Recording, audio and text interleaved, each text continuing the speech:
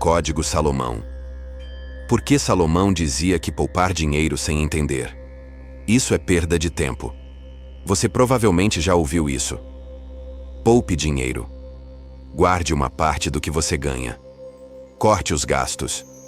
Viva abaixo das suas possibilidades. E esse conselho não está errado. Mas ele está incompleto. E um conselho incompleto pode ser tão prejudicial quanto um conselho errado. Porque ele te dá a sensação de que você está fazendo a coisa certa, enquanto o resultado real continua não aparecendo. Salomão, o homem mais rico que já existiu, entendia algo sobre dinheiro que a maioria das pessoas nunca aprende. Algo que está registrado nos Provérbios e no Eclesiastes e que separa quem realmente constrói riqueza de quem passa a vida inteira guardando dinheiro sem nunca chegar a lugar nenhum. E esse segredo não é sobre quanto você poupa. É sobre o que você entende antes de poupar. Hoje, o Código Salomão revela esse princípio. E depois desse vídeo, a forma como você enxerga o dinheiro que você guarda nunca vai ser a mesma. Vamos começar com uma pergunta que parece simples, mas que a maioria das pessoas nunca para responder de verdade. Por que você está poupando? Se a sua resposta é para ter uma reserva, ou para não passar aperto, ou porque é o certo a fazer, você está poupando por medo. E dinheiro guardado por medo trabalha contra você. Salomão escreveu em Provérbios 21, versículo 20. No lar do sábio há precioso tesouro e azeite, mas o homem insensato o desperdiça. Repara na palavra precioso. O tesouro do sábio tem valor, tem propósito. Não é só uma pilha de dinheiro parado. É um recurso com destino. O insensato não desperdiça porque gasta demais necessariamente. Às vezes ele desperdiça porque guarda sem entender o que está guardando. Ele acumula sem direção. E dinheiro sem direção perde valor com o tempo, seja pela inflação, seja pela falta de uso inteligente, seja pelas oportunidades que passam enquanto ele fica parado numa conta sem render nada. Poupar sem entender o propósito do que você está poupando é como encher um balde furado. Você coloca a água, sente que está fazendo progresso, mas o nível nunca sobe de verdade. Agora vamos ao coração do que Salomão entendia e que a maioria das pessoas ignora completamente. Dinheiro não é o destino. Dinheiro é um instrumento. E um instrumento só tem valor nas mãos de quem sabe para que ele serve. Eclesiastes 5, versículo 10. Quem ama o dinheiro nunca se farta de dinheiro. E quem ama a riqueza nunca se farta da renda. Isso também é vaidade. Salomão não estava dizendo que dinheiro é ruim.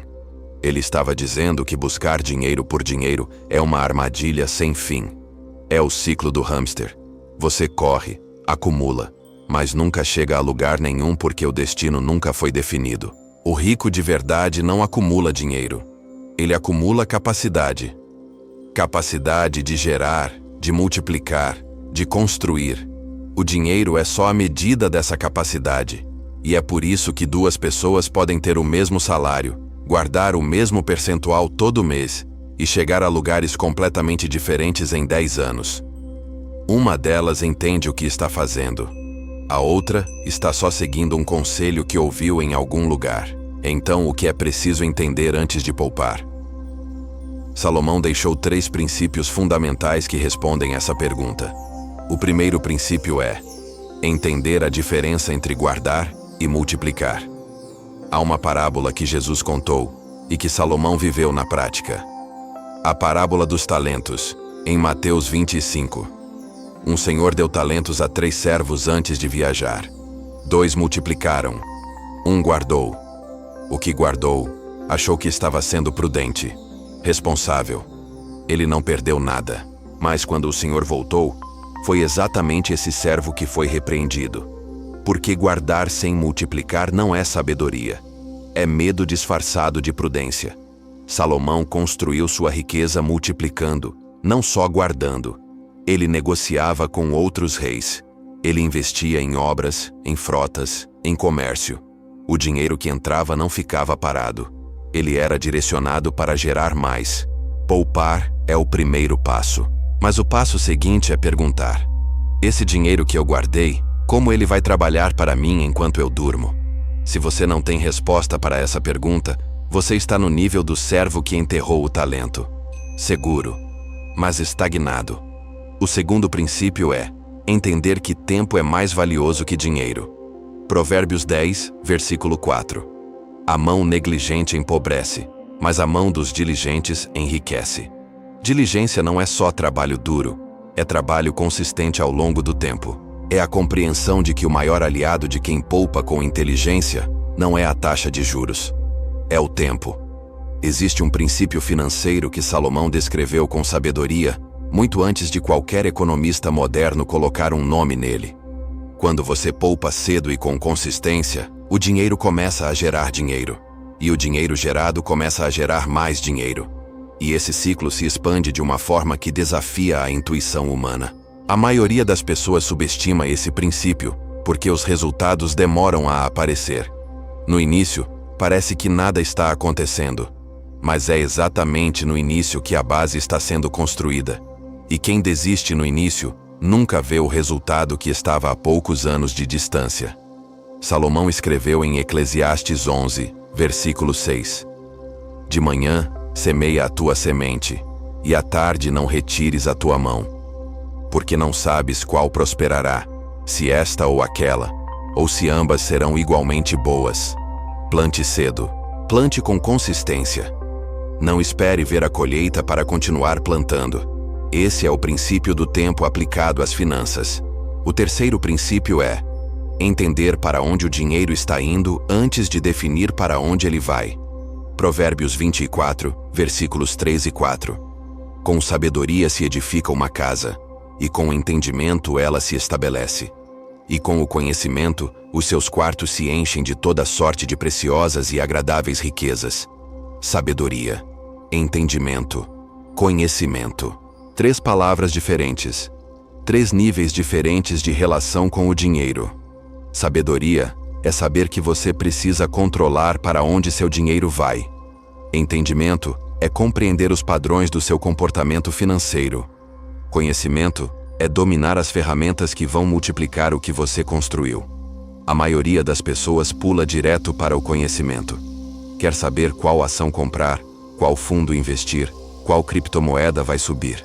Mas não tem sabedoria para controlar os gastos e não tem entendimento dos próprios padrões. É como querer aprender a correr antes de aprender a andar. O resultado é uma queda inevitável. Antes de investir, você precisa saber onde o seu dinheiro está indo agora. Com precisão. Não uma estimativa. Não uma sensação. Números reais. Porque você não pode melhorar o que você não consegue enxergar. Salomão governou um reino inteiro com precisão. Ele sabia o que entrava e o que saía. Ele tinha registros, tinha controle. E foi sobre essa base de controle que ele construiu uma das maiores riquezas que o mundo já viu. Agora vamos falar sobre o erro mais comum que as pessoas cometem quando decidem começar a poupar. E ele vai surpreender você. O erro mais comum não é poupar pouco. Não é começar tarde. É poupar sem ter uma hierarquia clara de prioridades. Muitas pessoas poupam e ao mesmo tempo carregam dívidas com juros altos.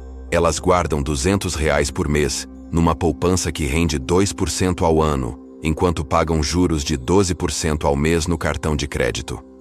Isso não é poupança. É ilusão de progresso. Salomão foi direto nesse ponto em Provérbios 22, versículo 7.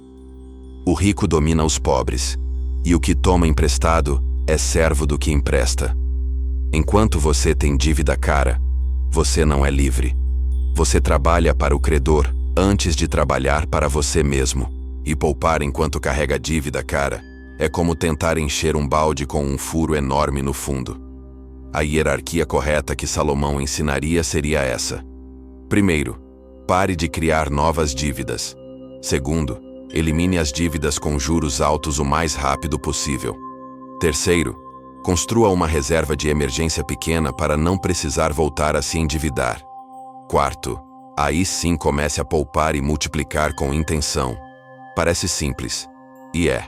Mas a maioria das pessoas não faz porque ninguém ensinou essa ordem. E sem a ordem certa, o esforço existe, mas o resultado não aparece. Mas e se você já está livre de dívidas? E se você já tem uma reserva?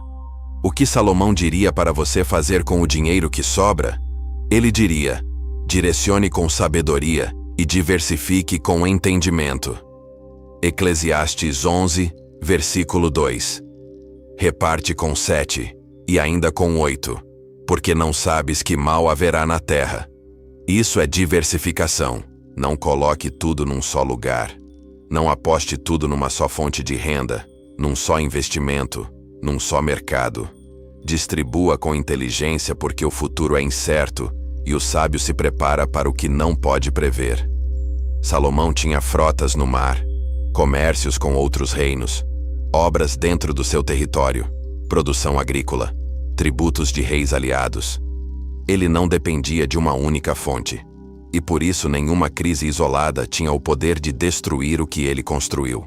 A pergunta que você precisa se fazer é: se a minha principal fonte de renda desaparecesse amanhã, o que aconteceria com a minha vida financeira? Se a resposta for catástrofe, você ainda não chegou onde Salomão queria que você chegasse. Antes de encerrar, preciso falar sobre algo que Salomão entendia profundamente e que separa quem realmente prospera de quem fica acumulando sem nunca se sentir rico. É a mentalidade de abundância versus a mentalidade de escassez dentro do próprio ato de poupar. Tem pessoas que poupam com alegria. Elas guardam dinheiro como quem está construindo algo grande. Cada real guardado é um tijolo numa estrutura que elas conseguem visualizar. E tem pessoas que poupam com angústia. Elas guardam por medo, por insegurança. Cada real guardado é uma forma de se proteger de um futuro que elas temem. E essa energia de escassez contamina todas as decisões financeiras que elas tomam. Salomão escreveu em Provérbios 11, versículo 24: há quem espalhe e ainda aumente, e há quem retenha o que é de direito e venha a ter necessidade. Quem espalha com sabedoria, com generosidade, com propósito, acaba tendo mais. Quem retém por medo, quem segura com as duas mãos por insegurança, acaba ficando com menos. Não porque a matemática não funciona, mas porque a mentalidade por trás da ação determina a qualidade das decisões que você vai tomar ao longo do caminho. Poupe com propósito, guarde com alegria, multiplique com sabedoria.